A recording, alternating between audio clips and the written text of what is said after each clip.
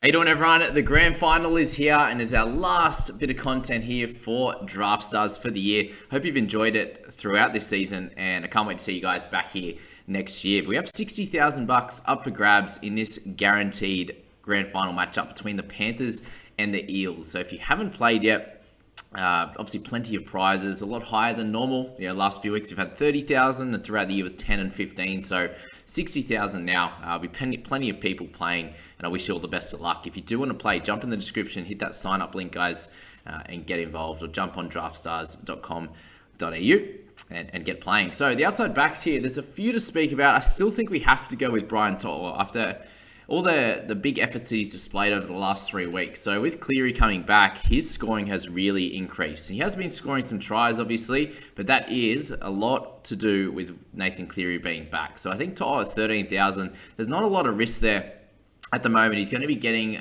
he's running out of trouble, getting his 180 to 250 meters there, and potentially scoring some tries as well. Getting those tackle breaks that he hasn't got in those previous weeks. You saw those mid-20 scores. So To'o's the man there.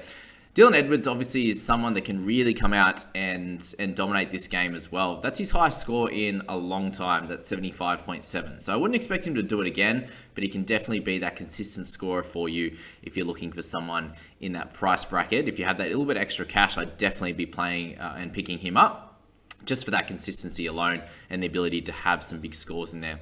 You got Crichton, you got Penasini as two solid guys there who can get you a decent score, then can get you like a 30 as well. So a little bit more inconsistent than the two that I spoke about above in Edwards and To'o there. You're then looking at guys like Isaac Tungo, you got Gutherson, you got Micah Sivo, who all three of them are only averaging 30 to 32 at the moment, but are very much those inconsistent guys as well. If you think the Parramatta Eels can come out and win, then you would assume Gutho would be well involved in all of the efforts that they produce to be able to win this one. Same with Tungo. If you think the Panthers can come out and really dominate, then he could come out and get a try or so. But you haven't really had a really good score since the 29th of July, which is obviously a long time ago. So that's all on the outside backs that I want to talk about. Those guys up top I'd be looking at. With the halves and hookers, not too many to speak of either. With Cleary being the clear dominant force, 87.8 and 103 in his last 2 games in those finals. So you know that he can deliver on the big stage.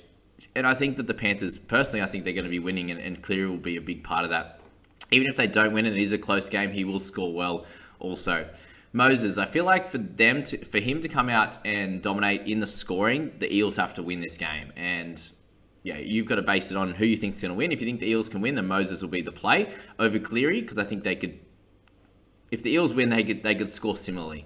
Cleary might get a 75, Moses might get a 65 to 70, for example, and that 5 and a bit thousand difference would be able to be better utilized elsewhere. So that's the play with that one.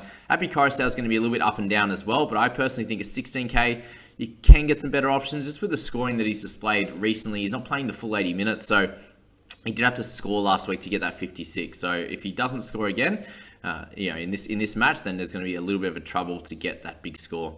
Dylan Brown, I'm probably avoiding. If I'm going to go for someone else in the Eels, I'd be going for Reedy at 13,000, just for the ability to get that mid-50s. Because if you can get that at 13,000, there's plenty up for grabs in other sections, in the outside backs, all the forwards, to be able to spend up that extra money and get some good value out of that. So there's the Reed option there is a solid one for sure. And Jerome, I'm probably going to avoid, even though he's fairly cheap. I just think the 20-odd, we can get that somewhere else from a cheaper guy or some better value for sure. On to the last one in the forwards, and I think the best option here is going to be Ryan Madison or Sean Lane here.